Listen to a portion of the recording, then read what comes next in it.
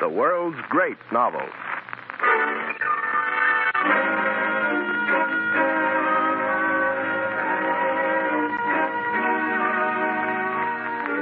The NBC University of the Air presents the fourth and final episode in its dramatization of Charles Dickens' A Tale of Two Cities, another in its series of books that live the world's great novels.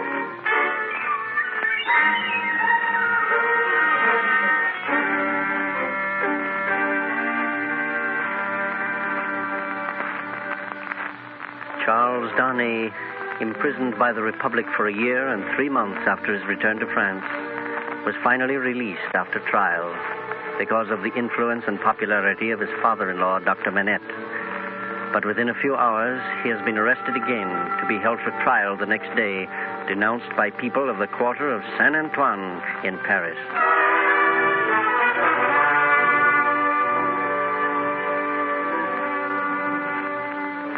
While Darnay, a free man for so short a time, counts the hours behind the gray walls of the conciergerie, while his wife Lucie and her father pray helplessly through the endless night, a new arrival on the scene sits with Mr. Jarvis Lorry in that gentleman's rooms above Tellson's Bank, laying certain plans which may or may not be of use. I'm glad to see you here, Mr. Carton, but I still can't understand what you're doing in Paris. As I told you, Mr. Lorry, there was little to keep me in London. I came to be useful. Heaven grant you may be. Poor Charles. It is a cruel thing. Perhaps Dr. Manette will be able to help him again tomorrow as he did today. The trial is tomorrow, isn't it? I believe so. They're bragging in the streets that the little barber shaved off the heads of 63 today. Yes. No man's life is worth the purchase. I don't know if we can depend on the doctor for tomorrow. What then? I'm not sure, Mr. Lorry. I roamed the streets for a while this evening before I came to you. I happened on an old acquaintance. Someone who can help us? Not much. But if things go badly for Charles, he'll arrange for me to see Charles once. But that will not save him. I don't say it will. And there is nothing to be done. Nothing. And Lucy. Lucy. Mr. Lorry, how does she look? Unhappy and very beautiful. Yes. Very beautiful. Yours is a long life to look back on, Mr. Lorry. 78 years. If you could say in your heart tonight, I have earned the love and respect of no one. I have done nothing good to be remembered by. Your 78 years would lie heavy on you, would they not? I think they would, Mr. Carton. But why should you think of this? You're young. Yes, I'm young. But my kind of youth doesn't lead to age. Enough of me. Where's my coat? Where are you going, Mr. Carton? Who knows? I shall be at the court in the morning. And may it be a happier day than this.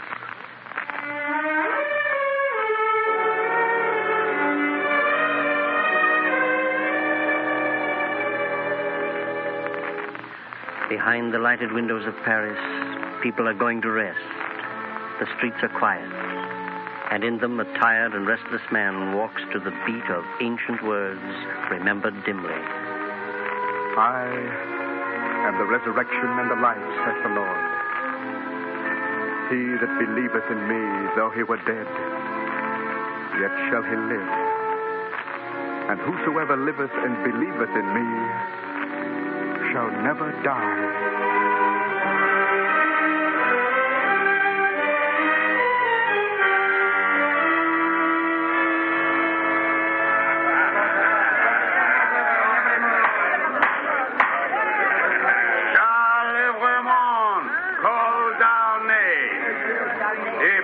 Prosecutor will read the accusation. Charles Raymond, called Darnay, is indicted as a suspicious and denounced enemy of the Republic, an aristocrat and member of a family of tyrants. By whom is the accused denounced? By three voices. Ernest Defarge, wine vendor of Saint-Antoine. By Thérèse Defarge, his wife. By Alexander Manette, physician. This is a fraud. The accused is the husband of my daughter. Where is the man who says I denounce him? Your duty is to the Republic, Citizen Manette. Be silent and hear what follows. I call the witness, Ernest Defarge. Ernest Defarge! Ernest Defarge! Citizen Defarge, you will tell the court what you know of the past history of the citizen Dr. Manette. I was his servant long ago. I was only a boy when he was in prison. He was released in my care after 18 years. Out of his mind and half dead. You did good service at the taking of the Bastille, citizen. I believe so. My husband was the best patriot there. Everyone knows it. Citizen Defarge, inform the tribunal what you did that day in the Bastille. I knew that the doctor had been kept in a cell numbered 105, North Tower. I examined that cell. I found a written paper hidden behind the stone in the chimney. Here is the paper. It is in the writing of Dr. Manette. The public prosecutor will read the paper. I, Alexander Manette, unfortunate physician, write this in my cell in the Bastille during the last month of the year 1767. I write under every difficulty, hoping that some hand may find it when I in my sorrows are dust. In the third week of December, in the year 1757, I was walking by the Seine on a cloudy night when a carriage passed me and stopped just ahead. By the time I came up with it, two men wrapped in cloaks had gotten out. You are Dr. Manette. I am? We have been to your residence and were told that you might be walking this way. Will you please enter the carriage? May I know who does the honor to seek me? And what is the nature of the case? Your clients are people of condition. You will know the nature of the case when you see it. Will you enter the carriage?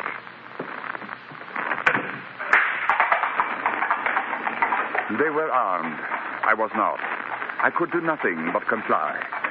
We passed the north barrier and came out on the country road and stopped at a solitary house where I perceived the men to be twin brothers. I was taken to an upper chamber where I found a beautiful young girl tossing and shrieking in the high fever of the brain. My brother, my husband, my father, my brother. How long has this lasted? This is our last night. She has a husband, a father, and a brother? She has a brother. You are not her brother? No, monsieur. I gave the girl a sedative and sat down by the side of the bed with the two brothers watching me. After perhaps half an hour, I was informed that there was another patient. One of the brothers led me back to a back room, a kind of loft, and I found there a young peasant boy dying of a wound. Monsieur, how has this been done? Crazy young dog. He forced my brother to draw on him. He fell by my brother's sword like a gentleman. Doctor? Yes, my boy? They are very proud, these nobles. They plunder us, beat us, kill us. But we have a little pride left, too. Have you seen her? Yes. My sister? She was a good girl, Doctor. She was betrothed to a good man, too. A tenant of his. This man here. We were all tenants of his. She married, and in a few weeks, that man's brother saw her. He asked that she be lent to him. What do our marriages mean to them? They tried to persuade her husband to use his influence, to make her willing. Shall I tell you how? They harnessed him to a cart and drove him. They kept him in the swamps all night to quiet the frogs. It is among the rights of the nobles. But he was not persuaded. They took him out of his harness one day, and he died in her arms. Nothing could have held life in the boy but his determination to tell all his wrongs. He held back death with his clenched right hand, which covered his wound. They took my sister away, and my father's heart burst. There was no one left but my younger sister. I took her away, far away, where they'll never find her. And then I came here. I found him, brother. Lift me up, Doctor. Yes, my boy. Lift me up. Where is he? He is not here. But you are here, Marquis. You are here. In the days when these things are to be answered for, I summon you and yours to the last of your bad race to answer for them. I mark you with a cross of blood. His finger was raised for an instant, and then I laid him down, dead, and returned to my other patient, the girl. I repeated the medicines I had given her, and sat waiting there a day and a night, but I had no hope for her. Sometimes the Marquis would come into the room. Is she dead? Not yet, but she will die. Doctor, when I found my brother in difficulty with these hands, I recommended you. You are a young man with your fortune to make. You know, of course, that these things are to be seen and not spoken of. Do you honor me with your attention, Doctor? In my profession, monsieur, the communications of patients are always held in confidence. My patient lingered for a week. I could not learn her name. She only shook her head on the pillow and kept her secret. At last, she died. The two brothers offered me money, which I refused, and I was taken back to my home. Wishing to relieve my mind, with little hope that the matter would ever be heard of, I determined to write a letter to the minister, telling him what I had seen. I delivered my letter to the minister, and that night a man rang at my gate. An urgent case in the Rue Saint-Honoré. He had a coach in waiting, and it brought me here to this prison, to my grave. If it had pleased God to put it in the hearts of those two brothers, all these frightful years, to bring me any news of my dear wife, or my little Lucie, I might have thought that he had not quite abandoned them. But it is not so. And them and their descendants, to the last of their race, I, Alexander Manette, in my unbearable agony, denounce to the times when these things shall be answered for. I denounce them to heaven and to earth. Hear me, citizens! The citizeness Defarge would see. I will tell the tribunal my secret. What I have hidden all these years. I was not born among the fishermen of the seashore, as my husband believed. I was carried there by my brother. I am that younger sister of that boy who was killed by every moment. That boy was my brother. That girl was my sister. Those dead are my dead. They summons to answer for those things descends to me. Answer summons for me, citizens. Answer!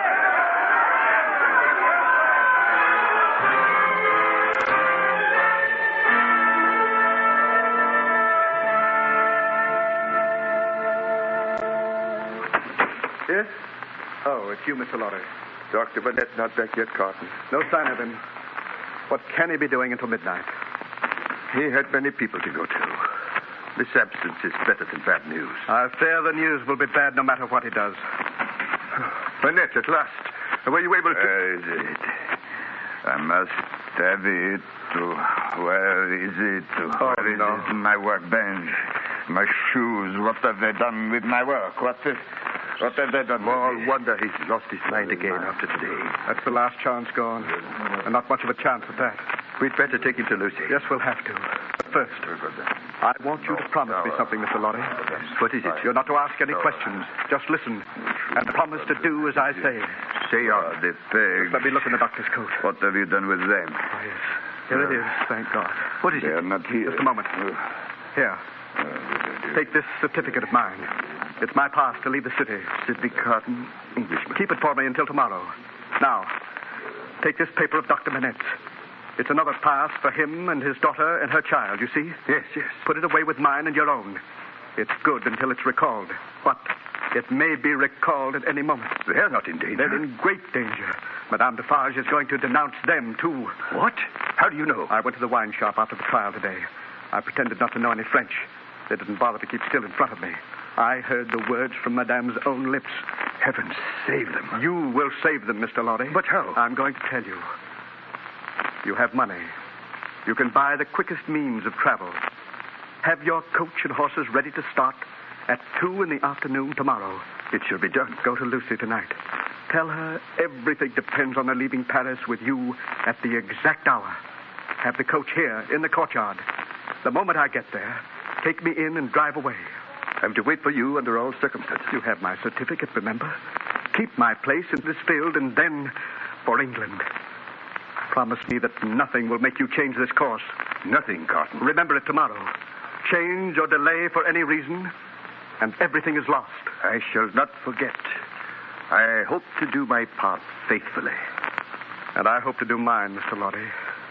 And now, goodbye.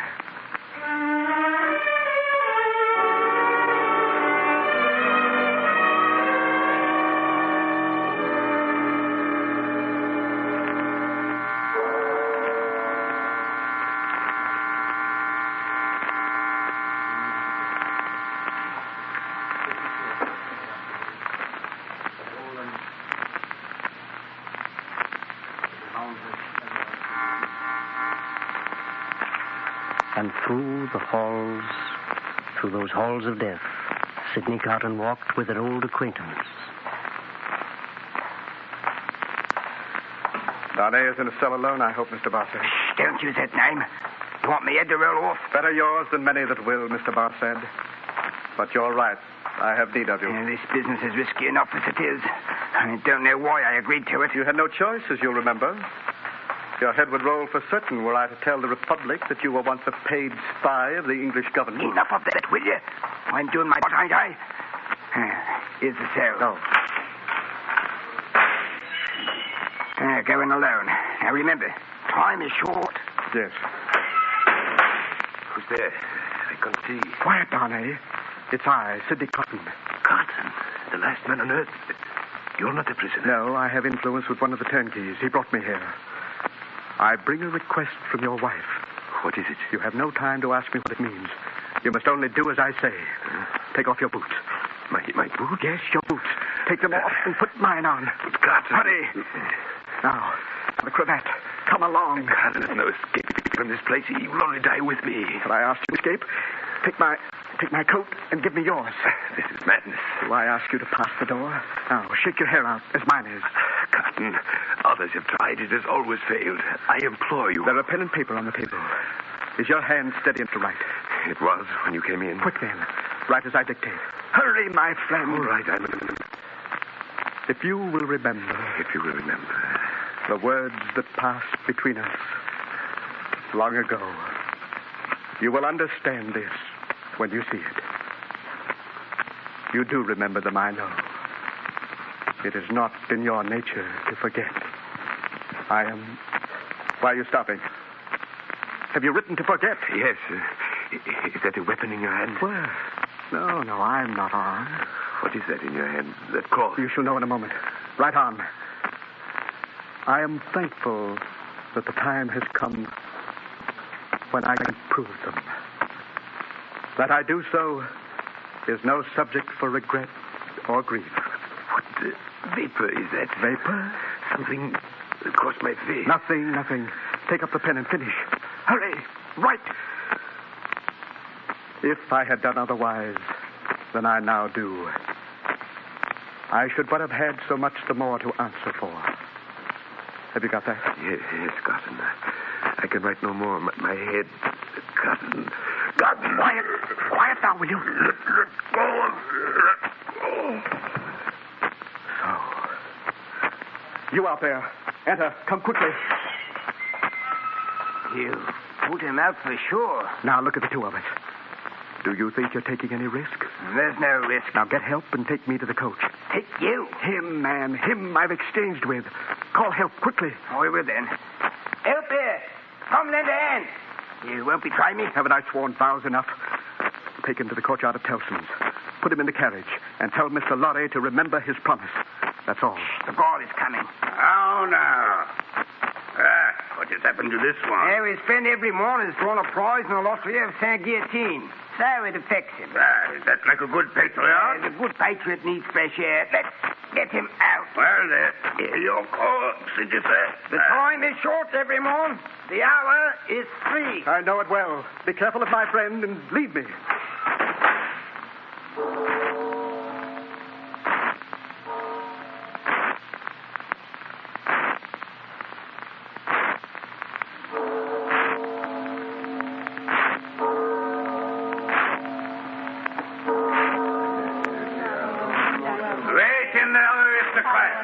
Your carriages will be ready in a moment.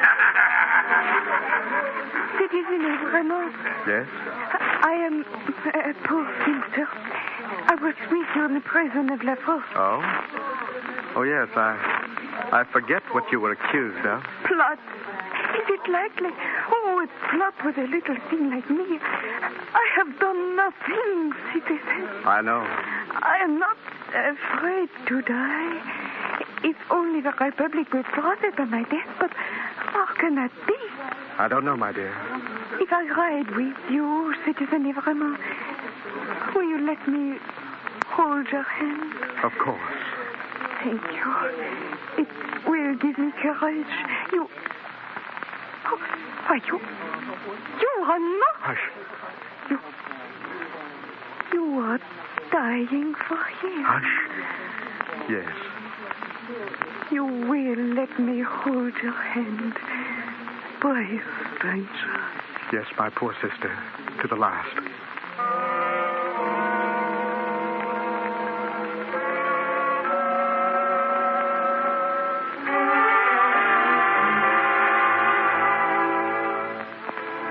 In the streets, there is the sound of the rolling tumbrils, and every rumbling turn of the wheels is another second gone, another foot closer to death. Through the throngs of the populace who have come to watch death do his work. And in the front row of the throng, in the seat she always occupies, Madame Defarge's knitting is waiting for her. But Madame Defarge is elsewhere employed. She stands in rooms but lately emptied in flight by certain enemies of the Republic whom she is preparing to denounce. She stands facing a woman as stern as she, and though neither can understand the other's speech, each can see clearly enough into the other's heart. The wife of Evrimond. Where is she? You shall not get the better of me, madame. I am an Englishwoman. You are the one called Pross. You are only a servant. My business is not with you. I'll keep you standing there a while. Depend on it. It will do her no good to hide. Go tell her that I wish to see her. At once, do you hear? The longer I keep you here, the farther away my ladybird is getting. I'll not leave a hair on your head if you lay finger on you me. You poor wretch. What are you worth? Citizen Doctor! Wife of Evrimond, child of Evrimond. Anyone but this miserable fool. Answer the Citizen Defarge. Call as loud as you will, madame. Call away. Let me look in that room behind you. Keep back. If they're gone, they can be brought back. As long as I can keep you here. I'll tear you to pieces. But I'll have you from that door. Heaven give me strength. Give me... Oh, you English fool. I'm stronger than you. Bless heaven. I can hold you. Gun here. If I get the gun, I will one of us die. I will one of us. And the smoke cleared and passed out on the air in the stillness with the soul of the furious Madame Defarge, who lay lifeless on the ground.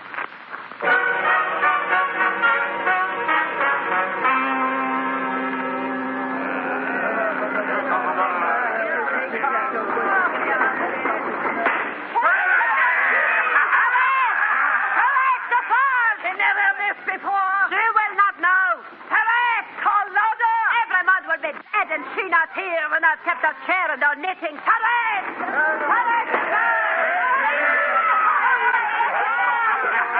Stand here with your back to it. Don't walk. It is only because of you that I am calm. I felt heaven sent you to me.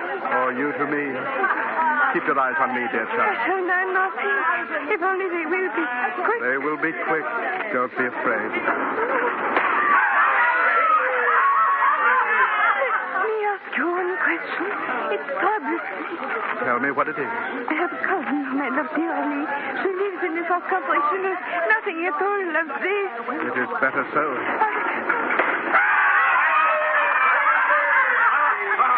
What I have been thinking, if the Republic does good for the poor, if they are not hungry anymore, she may live a long time. What then, gentle sister? Do you think it will be long while I wait for her in heaven? It cannot be. There is no time there, and no trouble.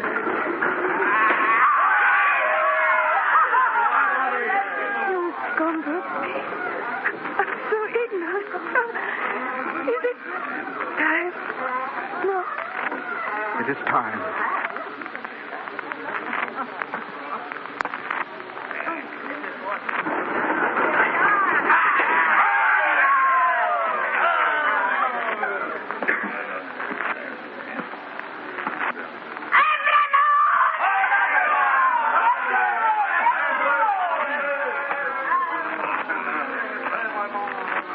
I am the resurrection and the life, saith the Lord. He that believeth in me, though he were dead, yet shall he live. And whosoever liveth and believeth in me shall never die. It is a far, far better thing I do than I have ever done. It is a far, far better rest I go to than I have ever known.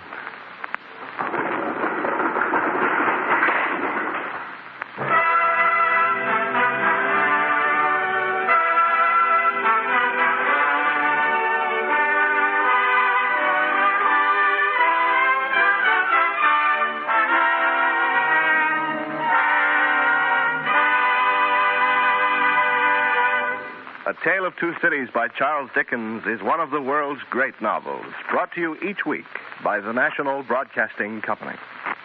Listen next week to a special Christmas presentation of the radio play A Child is Born by Stephen Vincent Benet. To enhance your enjoyment of this series, we recommend the Handbook of the World's Great Novels, which you may obtain by sending 25 cents to World's Great Novels, Post Office Box 30, Station J, New York 27, New York. That's Post Office Box 30, Station J, New York 27.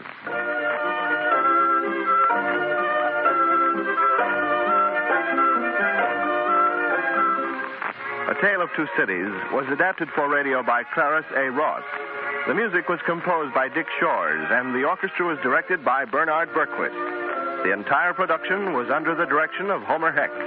Jonathan Hall was featured as Sidney Carton. The role of Dr. Manette was played by Maurice Copeland. Charles Darnay by Ken Nordine. Defarge by Ken Griffin. Madame Defarge by Renee Rodier. Frost by Hope Summers. Laurie by Jess Pugh. The Marquis by Sid Breeze. The Peasant Boy by Charles Mountain. The Seamstress by Martha McCain. Farsad by Ted Liss. The Peasant Girl by Geraldine Kay. The President of the Court by Boris Apollon. And the narration by Sherman Marks. This is John Conrad. This program comes to you from Chicago and is a presentation of the National Broadcasting Company and its affiliated independent stations. This is NBC, the National Broadcasting Company.